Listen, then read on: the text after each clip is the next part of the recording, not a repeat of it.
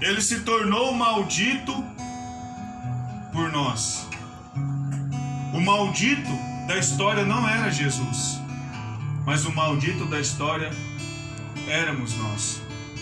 Jesus, ele se submeteu, ele se sujeitou, mesmo sendo Deus, mesmo sendo Filho de Deus, sendo o Verbo vivo que criou todas as coisas, ele se sujeitou a descer e habitar por 9 meses no ventre de uma mulher pobre, de uma mulher que a partir daquele momento talvez a fama dela não foi boa, de uma mulher inexperiente de primeira viagem chamada Maria.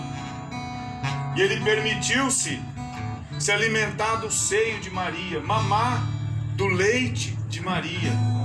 Ele se permitiu, sendo Deus, que Maria ensinasse ele, colocasse ele em pé, ensinasse ele a dar os primeiros passos. Ele permitiu que Maria pegasse ele no colo, quando ele estava com cólica, e fizesse que ele parasse de chorar. Ele permitiu que Maria ensinasse a ele todas as coisas que se ensina para um filho. E quando ele crescia, na graça, no entendimento, eu acredito que em um determinado momento, Jesus, quando ele se entendeu por gente, vamos dizer assim, ele teve a percepção de que ele é o Filho de Deus e que se sujeitou a nascer como nós nascemos, a nascer como se nasce qualquer um de nós que somos pecadores. E sem ter pecado, após ser batizado, cumpriu o teu ministério, Jesus morre na cruz. A morte de cruz era mais humilhante, a morte de cruz era mais vergonhosa, principalmente para o judeu, que tinha que se despir de toda a sua roupa. E Jesus, tendo todo o poder nas mãos, Jesus podendo olhar para o céu e pedir um anjo e ele destruir todas as pessoas. A Bíblia diz, Isaías relata que como um cordeiro que foi enviado para o matadouro, Jesus não abriu a boca. Ele se sujeitou a tudo isso. Quando estava para ser julgado, o julgamento injusto à noite, ele poderia pedir que um anjo intervisse, ele não fez. Bateram no rosto de Jesus, chacotearam dele, ele poderia dizer quem foi que bateu, ele poderia se defender, ele guardou tudo isso para a cruz. E ele levou tudo isso para a cruz. Quando ele subiu, que ele foi posto naquela cruz, que ele entregou a vida por nós, Jesus foi dado como maldito, como homem desprezível, foi dado como um criminoso, para que eu e você pudéssemos ter o nome que nós temos hoje, de filhos de Deus. O Senhor se tornou maldito, se fez maldito, se fez o homem mais desprezível, para que nós pudéssemos ser chamados filhos de Deus. Para que se uma ponte fosse construída entre o homem pecador e o Senhor Todo-Poderoso. Quando Cristo morreu na cruz do Calvário, entregou a vida dele pela minha, ele tirou a vergonha que estava sobre as nossas vidas.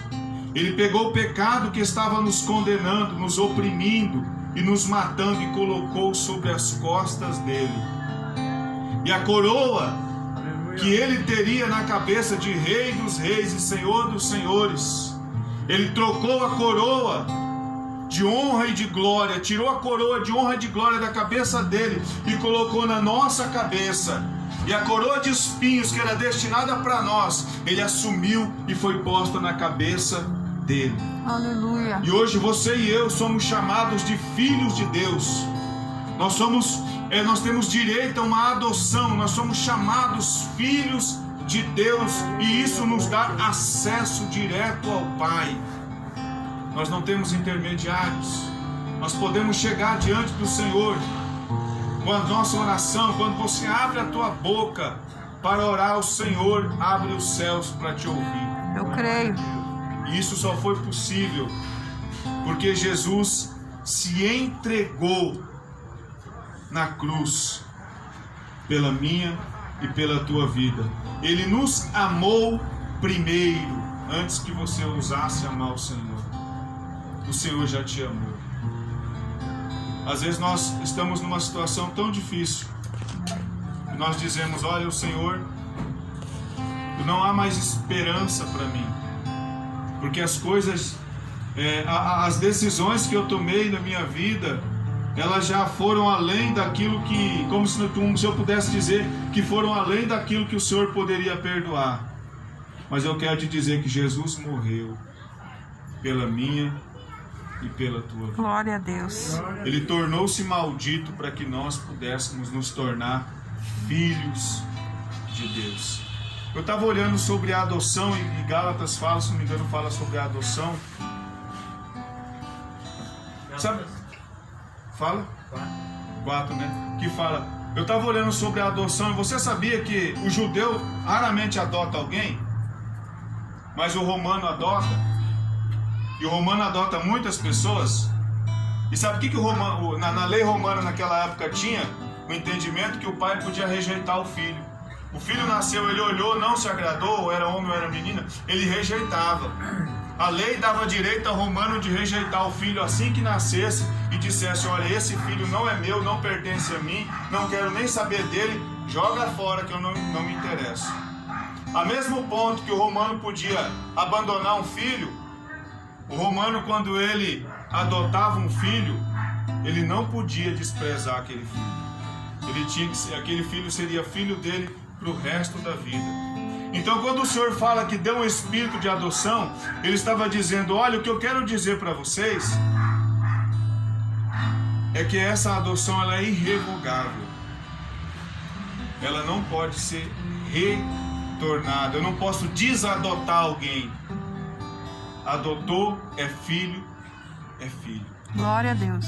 E esse é o amor que o Senhor tem para nós. O amor de nos adotar e de nos tornar filho dele. Só que nós precisamos entender que eu não posso mais viver para mim. Eu não posso mais viver eu, mas Cristo vive em mim. Se Cristo vive em mim, é preciso que eu tenha mudança. Não que eu vou me esforçar e por causa da minha grande força eu vou mudar. Mas se de fato Cristo vive em mim, a Bíblia fala, se o Filho vos libertar, verdadeiramente sereis livres e conhecereis a verdade vos libertará. A verdade é que o Senhor morreu para nos libertar. E a verdade da palavra de Deus nos liberta. Segundo Coríntios, se não me engano, diz que o amor de Cristo nos constrange. O amor de Cristo torna-se constrangimento, porque nós olhamos para Ele, Filho de Deus, passou por tudo isso e nos amou, independente de quem nós somos. Quando Cristo nos ama, Ele não pergunta, o que você fez? Já pensou se Ele olha, de repente, Ele olha para mim e fala, Mariana, o que você fez? Eu vou ver se dá para te amar. Ele vai olhar para Esther, Esther, o que você fez? Vou ver se dá para te amar. Porque de repente, se você fez e não dá certo, e daí? Não, irmãos, Ele simplesmente amou. E Ele se entregou na cruz. Quer prova maior do que essa? Quer prova maior do que alguém entregar a vida? Jesus não só morreu na cruz, irmãos. Jesus trocou a coroa conosco. Jesus nos deu uma paternidade. Se nós éramos órfãos, se nós não tínhamos pais, se nós éramos sem ninguém no mundo, a morte de Cristo nos trouxe para o seio do papai. E agora nós somos filhos de Deus por intermédio de Jesus Cristo. Glória a Deus. E quão maravilhoso isso é. E você precisa entender, eu preciso entender, nós precisamos entender que nós somos filhos de Deus. Aleluia. Quem que entende o que é ser filho de Deus? Amém? Você imagina que Deus hoje está bravo com você, amanhã Ele está mais ou menos, depois de amanhã Ele está nervoso de novo? Você acha que Deus vai embravecer com você? Hoje vai riscar teu nome, amanhã Ele vai desriscar e vai escrever embaixo teu nome de novo, Ele vai riscar e vai escrever de novo? Não, irmãos. Qual pai faz isso? Qual mãe faz isso? Qual mãe abandona o filho? Não abandona. Qual pai abandona o filho? Não abandona. Por quê? Porque o Senhor nos ama. Ele se entregou por nós, Ele pagou um preço muito alto pela nossa vida.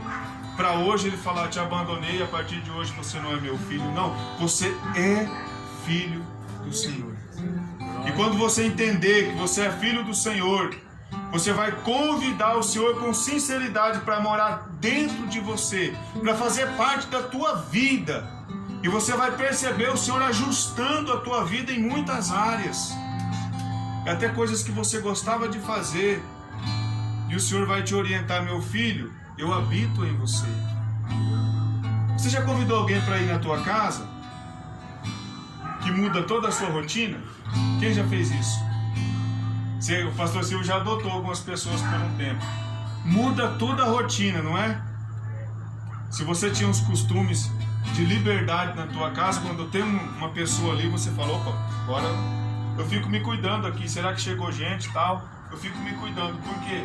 Porque chega alguém em casa. E é esse cuidado, irmãos, que nós precisamos ter com a nossa vida, porque dentro de nós agora tem o Senhor. Glória a Deus. Dentro de você tem Jesus, dentro de você tem o Espírito Santo. E agora você precisa tomar cuidados, você precisa mudar alguns costumes, mudar. Mas espera aí, é proibido fazer isso, irmãos? Não, nem todas as coisas são proibidas legalmente.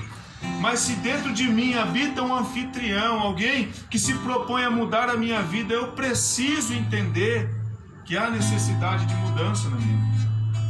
E eu preciso confiar que o Senhor vai me ajudar. E essa mudança ela vai acontecer, e não é para mal, não. É para bem. Glória a Deus. Porque o Senhor nos ama. Ele quer o melhor para mim, Ele quer o melhor para você. Ele morreu por mim e por você. Amém? Então tome posse dessa palavra. Entenda que Cristo morreu por você.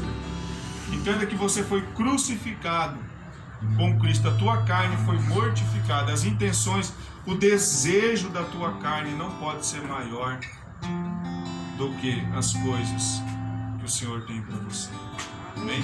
Lá em Gálatas 5 vai falar sobre o fruto do Espírito e a obra da carne. Amém? Se Cristo habita em você, você vai produzir o fruto do Espírito na tua vida. E o Senhor será contigo. Amém? Agora, se a carne estiver prevalecendo, você pode recorrer ao Senhor e crer que o Senhor vai mudar a tua vida. Amém? Todos nós temos mau hábitos que precisam ser corrigidos diante do Senhor. E o Senhor nos dá força para nós corrigirmos os nossos mau hábitos e viver uma vida reta, íntegra e santa na presença dEle. Amém? Vamos orar, vamos ficar em pé. Eu quero fazer uma oração com você. Em nome do